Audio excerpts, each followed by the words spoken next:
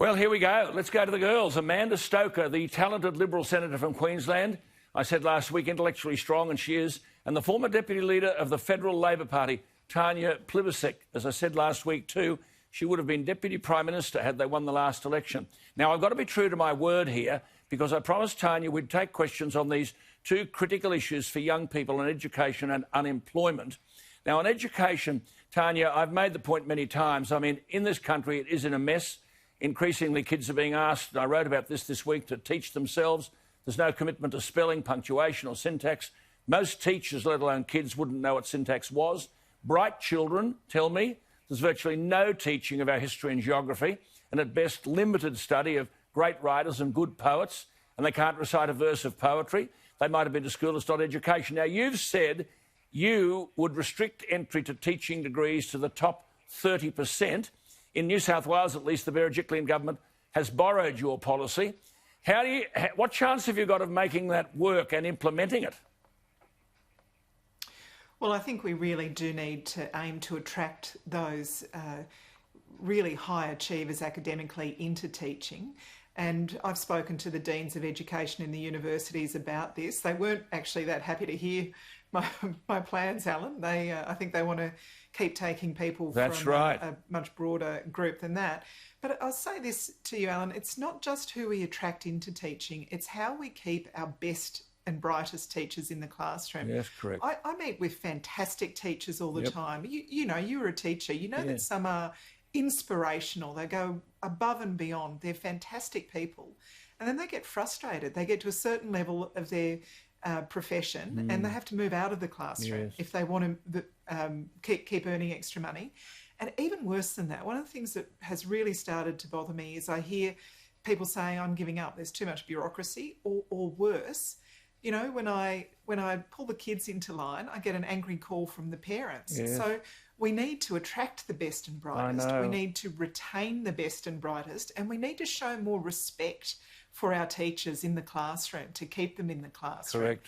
And well, that's about kids, but it's also about their parents. Well, it is. You're absolutely right on everything you've said. Amanda, can I just come to you on this Australian tertiary admission rank, which Tanya is talking about, the cut-off point for teaching? The figures are alarming. Macquarie University 65, you'll get into teaching. Canberra 51. Griffith 62.4, the Catholic University 66, Charles Sturt 58, Newcastle 58, La Trobe 60, Wollongong 64. Amanda, these are not academic high flyers, are they?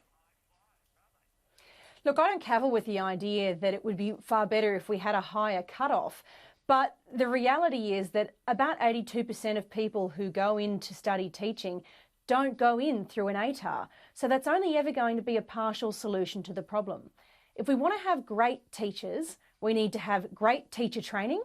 We need to make sure they're up to scratch by the time they're finished, and that's what our system of testing teachers on numeracy and literacy as they finish their university course is all about doing. And 90% of them pass that test at the end of their studies to show that they were in the top 30% of Australians for their numeracy and literacy. And we also need, quite like Tanya said, to increase the respect that we give our teachers. And I draw an analogy with the way we treat our defence forces. They're not necessarily paid a lot of money, but the respect they get from Australians for the importance of their service makes up the difference. Could I just ask you, we could do the same with teachers. Tanya, could I just come back to you on this business? Is there a downside here if we cut off entrance to teaching for everyone below 70? Mightn't those with an ATR above 70 be seeking entry into other courses? So who then becomes a teacher? Well, I don't think the solution to potential shortages is to drop the requirements to get into teaching. I think that's the real problem. We need to retain those high standards, but make sure that we are, as Amanda said, properly valuing and respecting our teachers to attract people into the profession. I want parents boasting about the fact that their child is becoming a teacher. I want teachers saying to the next generation, their brightest students, it's a great job. I want you to follow in my footsteps. I want you to inspire young people too. I just wonder, Amanda, coming to you, is the issue, though, not so much the teacher, but what is being taught? I mean, the curriculum's crowded, the syllabus is crook. Kids aren't getting instruction in maths and English and poetry and geography and history like used to happen to three of us. It's a big part of the problem, and that's why the Coalition is giving the school curriculum a top-to-toe review to focus it back on the basics, to declutter a lot of the political nonsense from it, and to get it focused back on the things that matter: English, maths, geography, history, the stuff that makes us understand who we are and why we are the way we are. And quite honestly, if we want teachers to get the respect they deserve, it probably starts with us asking them to teach the right things, because then as they come home to their families, these children will shine in front of their parents. This is a big issue. Tanya, come to you. Is this overhaul of university fees going to push students towards job-creating courses? What evidence is there for that?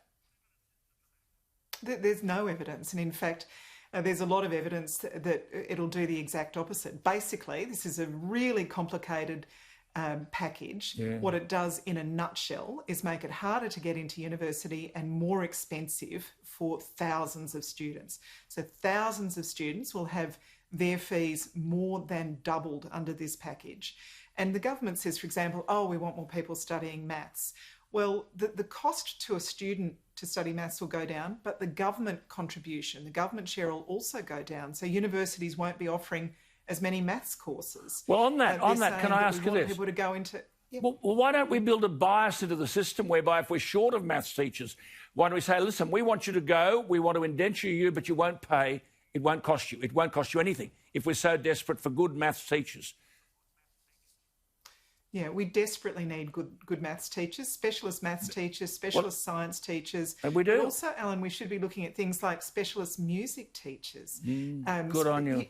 It would be much better for us to educate people in a subject and then do a Masters of Teaching like they do in some other countries. Well, I mean, that's education for its own sake, which is a beautiful thing, I think, for its own sake. Amanda, the National Party say they've succeeded in securing change to these higher education reforms, and that social work and psychology students won't be in the humanities funding cluster, which will see in that cluster fees increase by 113%, I might add, to $14,500 a year. Apparently the National Party say social work and psychology students will go into the allied health cluster, costing $7,700 a year.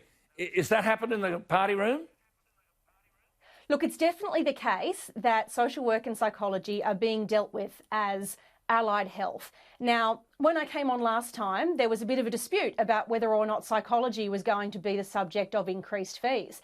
And this just confirms what I was trying to explain last week. The idea that psychology and social work, where it is driven towards being a professional in that field, will come down in cost. But if you're doing a subject here and there in a generalist degree that doesn't really take you to a career in those fields, you won't get the benefit. So what this does is it pegs the cost of it pegs the cost of education to areas of demand in our community, and it means that 60% of students. Right, come on, Tanya. This is what we're about, Alan. Yeah, go on. Alan, this is important. 60% of students will pay the same or less under these changes because the way they are structured is all about directing people to the places of job availability. And the benefit of this is double. Not only do they pay less for their course, but they've got better job prospects at the end. That's a double benefit. Actually, though, I have to say this. This is absolutely not right about psychology and social work students. They will pay $1,100 a year more than they currently do. It's not as big an increase as the government was originally proposing. They were going to go from $6,000 and something to $14,500 a year. But it's still going to be more expensive, thousands of dollars more expensive to become a child protection worker. Why? And Alan, we've got these kids who've been struggling through year 12. They've been remote learning. They've been so under the gun. Year 12's terrible anyway. This has been the worst year to be finishing high school. They're either going to go to university, they're going to go to TAFE, or they're going to go on the dole queue. And instead of making it harder and more expensive to get an education, we should be making it easier for people to go to TAFE or go to university and get an education that will help them get a job when the economy recovers. But why we're making it more expensive is beyond me. 40% of students will pay more, some of them much, much more. Well, now, you're the shadow minister for this. If I could just ask you both, I just have a bee in my bonnet about, I've got a lot of letters from parents and so on this wretched thing about homework. Now, why should a 14-year-old child be getting 8 hours of weekend homework? I mean, education doesn't end at 3 o'clock in the afternoon. There are other things the child should be able to do. Go out and play, run, climb a tree, listen to some music, have a look at the sun go down, talk to their parents. This becomes a sort of form of educational terrorism.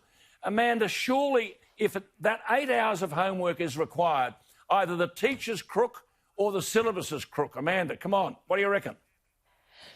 Well, I think homework has a place, but so does the balance of life and your ability to read for pleasure, to play outside, to listen to music and appreciate it, to play music also matters too. Yeah. So what I get as feedback from teachers is that, look, they think a small amount of homework is appropriate, particularly as you get older, but it's 8 hours a parents weekend? that demand it. Yeah. Well, you've got parents kids. are demanding it, which is bizarre. Well, Tanya, you've got kids. You've been through this. I mean, it destroys the family. Yeah.